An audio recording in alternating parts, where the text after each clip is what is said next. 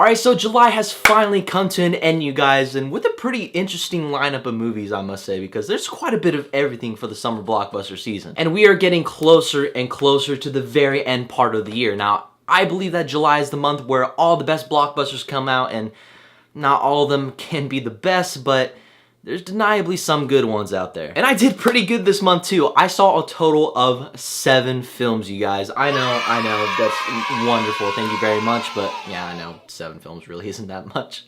But, you know, what I do here is I'm gonna do short and sweet, to the point, simple reviews, and that I'm gonna cover all the movies that I've seen. Obviously, I didn't see every single film in the month of July. And by the end of this video, don't be afraid to leave a comment in the comment section below letting me know any film that I have missed in the month of July and what you thought about that particular film. We can have a discussion about it. But in today's video, I am going to be covering SpiderMan Homecoming, War for the Planet of the Apes, A Ghost Story, Dunkirk, Wish Upon, the Emoji Movie, and BRIGSBY BEAR. And this video is going to be a pretty fun one, hopefully, because there's a lot of good and horribly bad in the month of July. But with that being said, let's start off with SpiderMan Homecoming. So SpiderMan Homecoming takes place after the events of Captain America Civil War, as we follow Peter Parker trying to win the approval of Tony Stark in becoming an Avenger, while at the same time balancing high school life with the girl he's trying to impress, and managing a new villain that has caught his sights. Of course, it being a Marvel movie, I was extremely excited because this is his first standalone film in the Marvel Cinematic Universe, but I was also a little skeptical because this is his 3rd adaptation in the Spider-Man-isms universe, or the 3rd Spider-Man that they've adapted. At first, walking out of the theater, I really didn't care about this film. I mean, for an MCU film, it was pretty boring and nothing really special happened on my first viewing. But the more I thought about the film and let it marinate, the things such as like the story and the characters and how they handled Spider-Man as a whole, I began to appreciate the film on what it was trying to go for. As far as performances go, Tom Holland is easily the best Spider-Man to be put on the screen. He's my favorite Spider-Man thus far. Michael Keaton was a great villain, and also the best friend that Peter Parker had. I thought he was extremely funny. And like I said, the story was very well balanced for a Marvel movie, because we don't see the same rehash story that we've seen from Spider-Man over and over. You know, Uncle Ben, great power comes great responsibility. We don't see that in this movie. It's a fresh new take on this new Spider-Man in the Marvel Cinematic Universe. And this is where my unpopular opinion comes in, because unfortunately, as far as the action is concerned, nothing was very memorable for me, because I believe that's essential for a superhero film, is to have a very entertaining action sequences or more. And I believe like the most boring part of Spider-Man Homecoming was the action sequences, and that's not a good thing when you're saying that about a superhero film. Spider-Man Homecoming just didn't have that for me, but you know what? I'll see the movie again because, you know, where they take Peter Parker as a character, because they handle it very well, because it's not the same stuff over and over, like I said. Fans of Spider-Man, I feel, are going to love this movie, but for me, I can only go as far as to say that I liked it. That's it. Because I say, if you want to see Spider-Man Homecoming, it's worth seeing at the matinee price. Now that we talked about Spider-Boy, let's talk about one of the most highly anticipated movies of the summer blockbuster season, and that is easily War for the Planet of the Apes. So War for the Planet of the Apes takes place a couple years after Dawn, as we follow Caesar going on a revenge quest to hunt down Woody Harrelson's character after committing an act against him that Caesar may throw away everything that he has built for the ape colony. Which is only like a little bit of the story, but yeah, I was super looking forward to this film. Like, I love this rebooted franchise and I was expecting it to end with a bang, but unfortunately this film fucking disappointed me. I can't say that I was a fan at all. Now let's get something straight.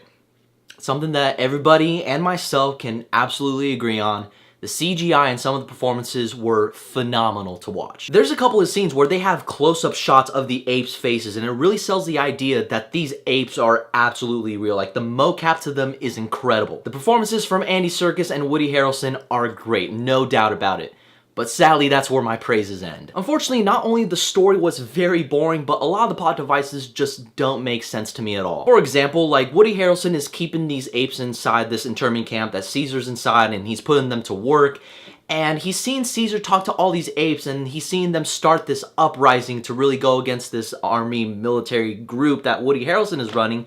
But he decides to eliminate another ape, but not Caesar. And I just don't get why he just doesn't eliminate Caesar and just stop the whole uprising together. It just doesn't make any sense to me. Or better yet, how the little girl walks inside the facility and feeds all the apes for 10 minutes and how no one ever catches her. It's It's weird. But you know what? I totally get why it's called War for the Planet of the Apes. It's that metaphorical theme of the internal war inside Caesar's heart. I totally get that. But all the stupid stuff that's in the movie just doesn't make up for that. Because I say, if you want to see War for the Planet of the Apes, it's worth seeing at the red box release. Now that we covered the movie where Woody Harrelson's character for some reason executes the men by shooting them in the chest but not in the head, let's cover the spookiest movie of the year, and that is A Ghost Story. So this film follows a young man that upon becoming a ghost sheet that's destined to win Best Costumes Design for next year's Oscars, goes through different fixtures of time and what seems to be his experience of purgatory. Now I had no idea what to expect when going into this movie. Now all I saw was that cool little poster and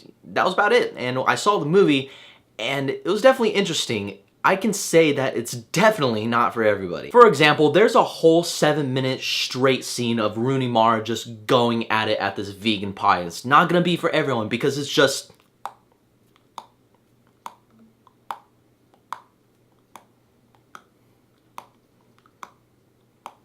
for 7 minutes.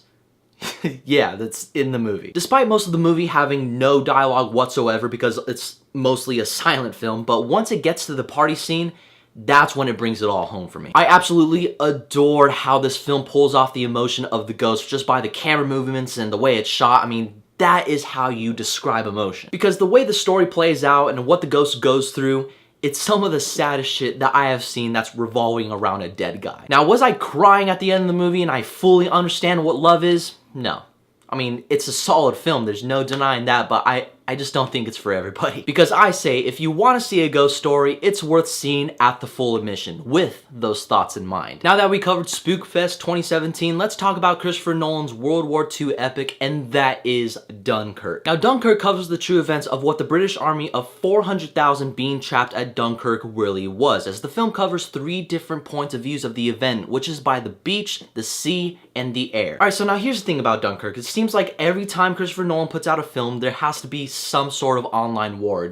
People are just talking shit, people are killing each other, well, not really, but people are talking shit, really. But I will say, like, for me personally, I really liked this film, but I also get why people hate it. Because, you know what, I get it, there's really no character that it expands on which you can ultimately root for, but at the same time, the movie was about the event. Because really, the main character is you. Because imagine being put in this situation by the beach, the air, or the sea, or whatever. It seems like every situation that you're in, you're absolutely screwed. How this film was edited and shifting from these 3 different points of views, but tying it all together to make it one tension-filled moment, I give mad respect for, because that is not an easy thing to pull off. And not to mention that and Hans Zimmer's score mixing all together, I bit all my nails off, including the person that was sitting right next to me. Yet this film from a technical standpoint was an absolute achievement. I love how they paid tributes to the World War II shots, how they're being shot from the side of the plane. I'm a huge history guy. I thought it was awesome how they did that. But if you hate this movie or you think it's overrated, that's cool, alright? That's you, that's your opinion. But for me,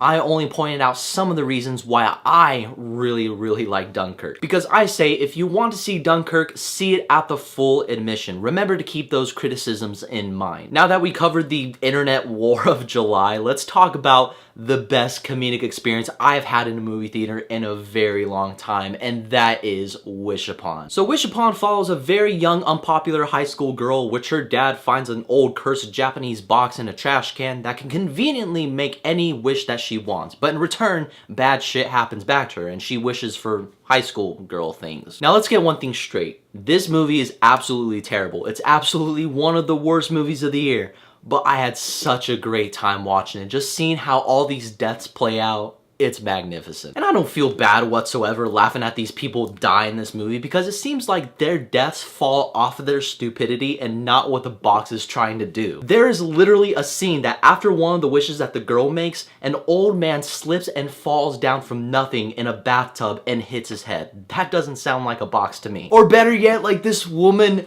has vegetables clogged up in her garbage disposal in her sink, and she has her hair like literally right near the drain, and there's like a switch right where her leg is. That is absolutely insane. That's not the box is doing. And it's all topped off with hilarious acting, bad editing, and an ending that's just so good that you're probably gonna say that it deserves an Oscar nomination for Best Original Screenplay. And I highly recommend this movie when it comes out on Netflix. Hang out with your buddies, get the drinks going, and I promise you, you guys will have a great time. But you know what, in actuality, Wish Upon is an absolute abomination to cinema. Now that we covered the teenage Final Destination, let's talk about a movie that audiences and movie critics are raving about, and that is the Emoji Movie.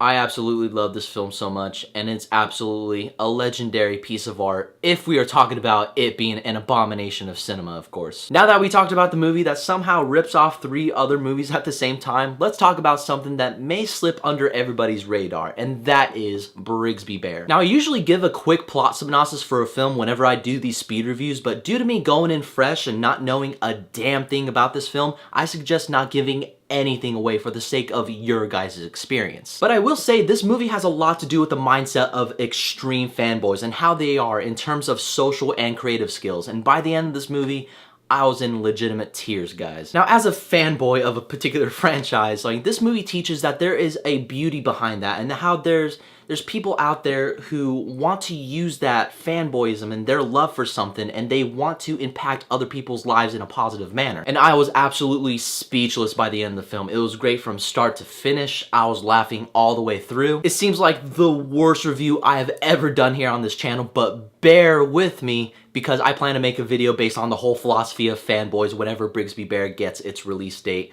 and that's coming out pretty soon. But I will say BRIGSBY BEAR is my favorite movie of the year so far, and BRIGSBY BEAR is absolutely, positively legendary. I love this thing so much. But anyway, guys, thank you so much for watching my speed reviews edition of July. This has been a very interesting month. There's just been mixed opinions from everything, from everybody. But I want to know what your guys' thoughts are about the films that we have slightly discussed here. And what are some of the movies that you have seen that I haven't? What did you think about them? We can have that discussion down below. I will be bringing out that BRIGSBY BEAR video very soon because it absolutely deserves its own video. And I'm also working on a Star Wars video that I've been wanting to work on for a very long time. I've decided to do it. I absolutely cannot wait to share it with you guys. And if you like the video, be sure to hit that like button and share this video to further the discussion that we have on certain films. And I will leave every social media that I have in the link down below. Be sure to follow that. Don't forget to subscribe. And as always, guys, may the Force be with you.